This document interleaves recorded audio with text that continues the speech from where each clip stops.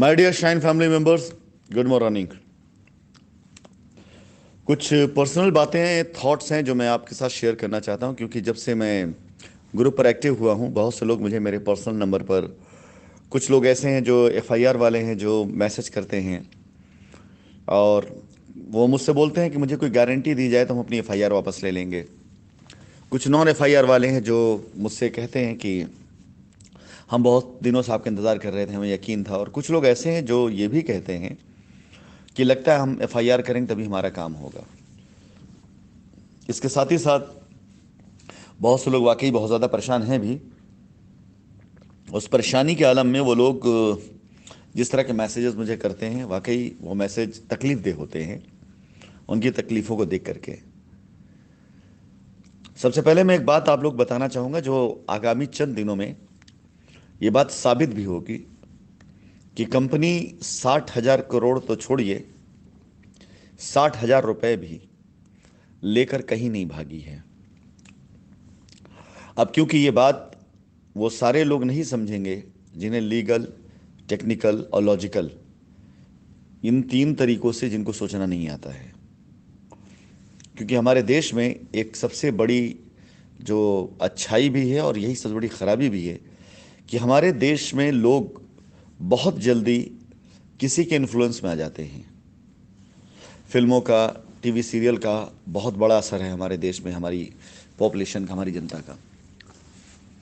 Middle class में लोग engineer, doctor या पॉलिटिशियन बनने से कई गुना ज़्यादा फिल्म एक्टर, एक्टर जैसे लोगों की कॉपी या नकल करके, उसने फला फिल्म में ऐसा रोल किया था तो मैं भी ऐसा बनूंगा, वो लोगों के अंदर ज़्यादा, यानी लोग ज़्यादा तक किसी ऐसे लोगों से प्रभावित होते हैं जो उन्हें अच्छे लगते हैं, जिनकी बातें उन्हें अच्छी लगती है।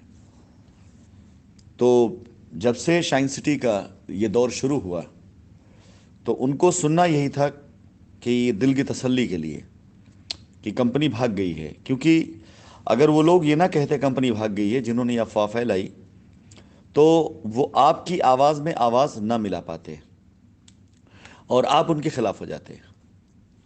मेरी बहुत बड़ी गलती इस बात को लेकर के थी, जिसको मैं आज मानता हूँ, एडमिट करता हूँ, कि मेरे बहुत से प्रेसिडेंट्स जो मेरे पास आते गए, मुझसे मिलते गए, मुझसे रास्ते भी लेकर के गए, लेकिन उन्होंने मुझे एक बात कही, और इसको आप भी तस्दीक करेंगे कि ऐसा हो सकता है हुआ हो, कि जिन्होंने मुझसे कहा कि सर, यहाँ से जाने के बाद थोड़ा सा बोलना पड़ता है कस्टमर की भाषा, अगर ना बोलें तो कस्टमर फिर खिसिया जाता है, गुस्सा हो जाता है।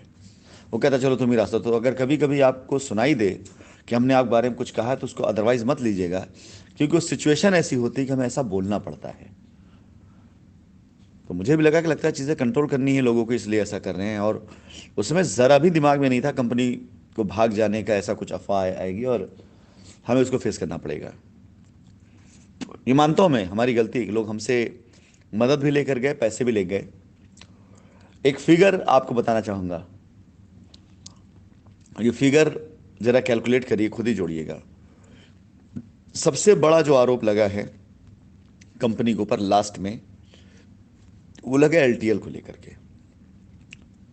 एलटीएल में आप सभी को पता होगा, सभी को, कोई ऐसा शख्स जो नहीं जानता होगा कि एलटीएल में कंपनी पहले दिन से ही 15% पैसा काट के लेती थी। यानी 10 लाख के बदले में सिर्फ 8.5 लाख। और वो 8.5 लाख जो लेती थी, 1.5 लाख किस नाम का था? वो था लाइबिलिटी उतारने के नाम का।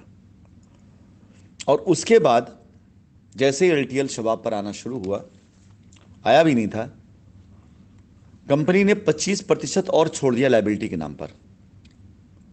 सारे लीडर्स, सीनियर लीडर्स, जिन्होंने ये बोला कि अगर आप पे आउट नहीं दे रहे इसमें मत दीजिए लीडर्स को, आप 25% और छोड़िए लाइबिलिटी के लिए, हम लोग लाइबिलिटी ख़त्म कर लेंगे।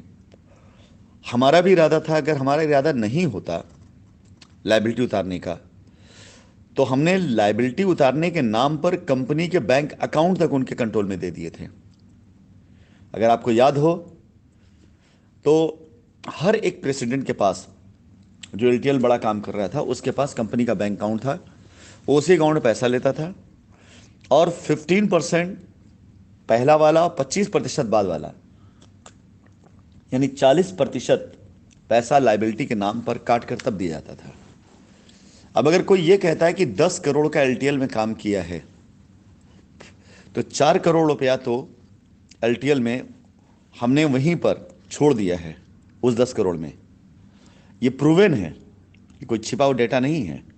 लोग बोलते ना क्या सबूत है, मैं पहले उससे शुरू कर रहा हूं कि कंपनी ने 4 करोड़ रुपए पहले ही छोड़ दिया 10 करोड़ में से कि भाई इससे लाइबिलिटी उतारिए। अब आप सवाल करिए वो 4 करोड़ रुपए गया कहां? लाइबिलिटी खत्म हुई होनी चाहिए।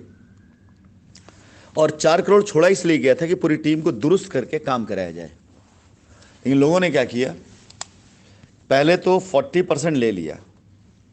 अब जो पैसा बचा हुआ था 60%, उस 60% में कंपनी को बेनिफिट कमा करके जैसे भी जिस तरह से भी आपकी अदायगी करनी थी, वो कंपनी ने तकरीबन ऑलमोस्ट 90 दिन से ज़्यादा समय तक रेगुलर पे आउट को दिया।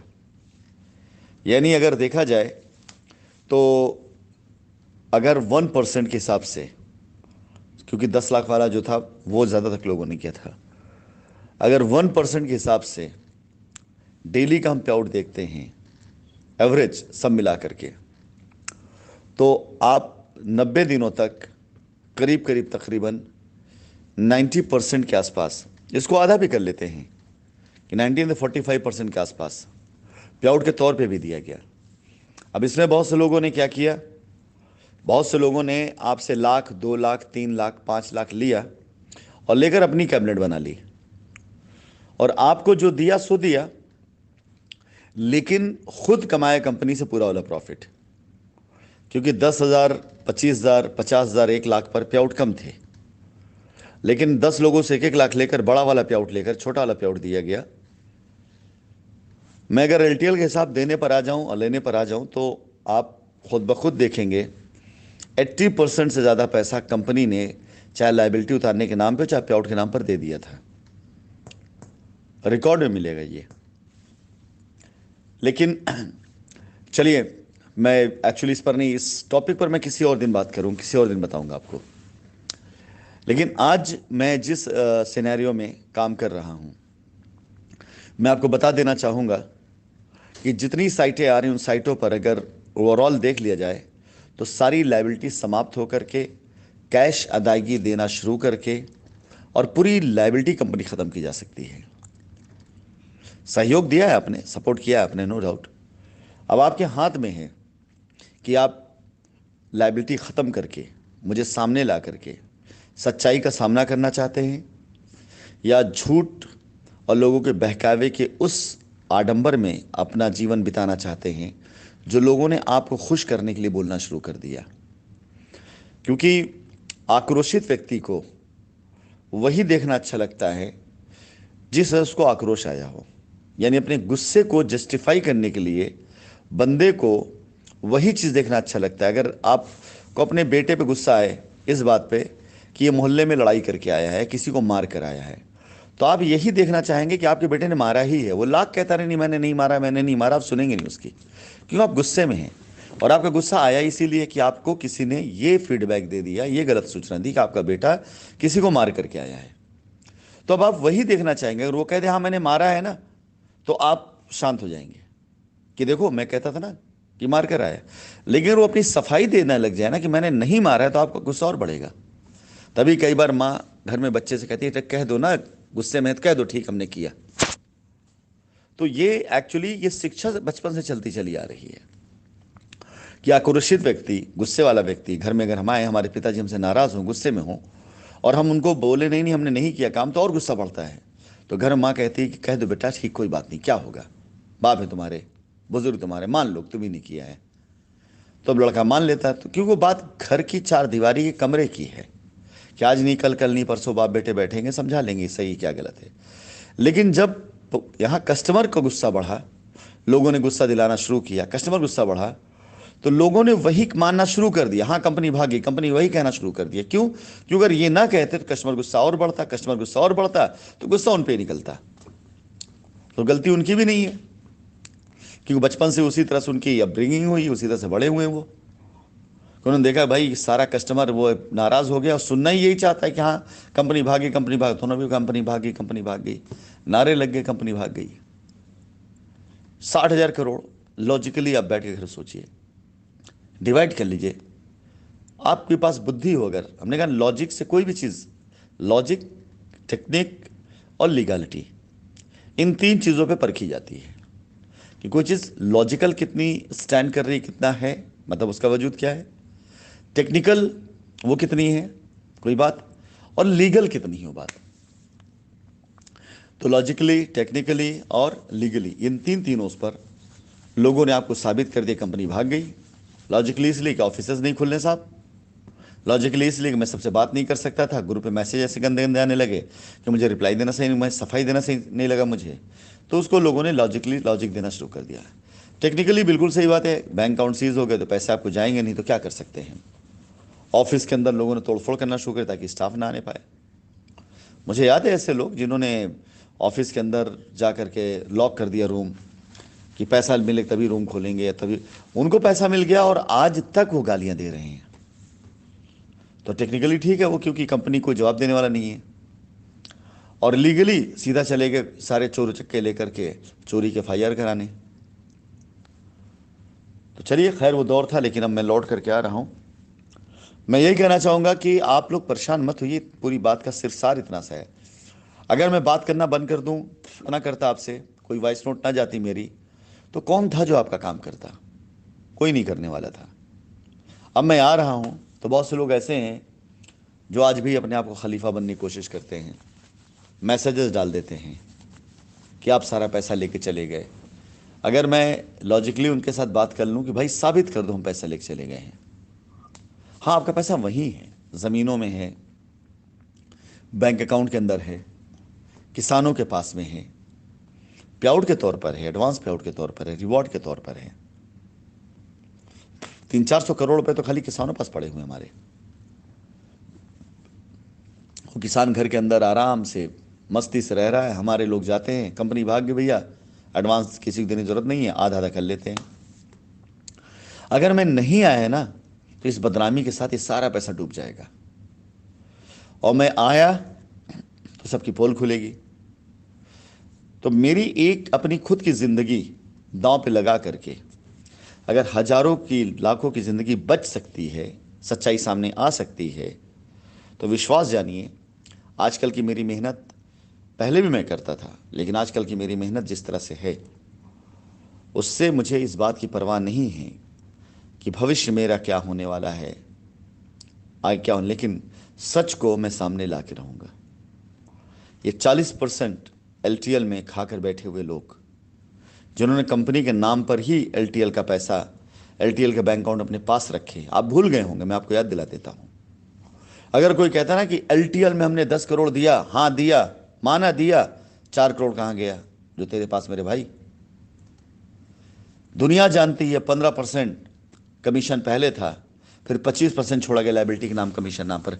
40% तो पैसा वही था, लाइबिलिटी के नाम पर ही था वो पैसा, किसी की बपौती नहीं थी, लाइबिलिटी के नाम पे पैसा था।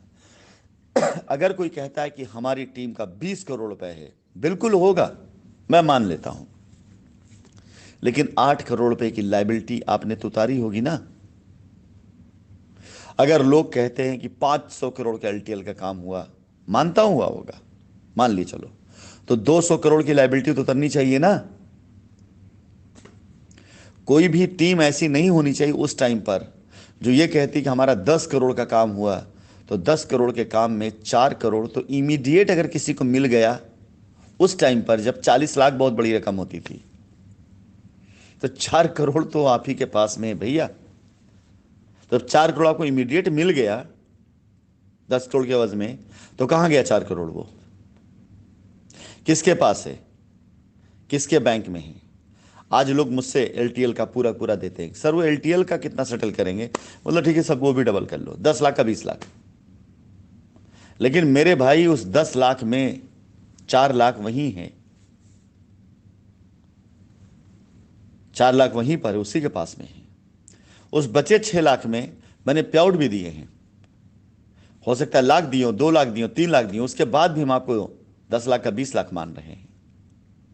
है कोई ऐसा जो आकर बोला हो मुझे कि एलटीएल का 10 लाख मैंने दिया था, उसमें 4 लाख आपने छोड़ दिया और 3 लाख हमें रिटर्न कर दिया, 7 लाख तक का पैसा तो आपके पास गया ही नहीं है, और 3 लाख बचा, उसका क्या देंगे? है कोई ऐसा? कोई नहीं होगा।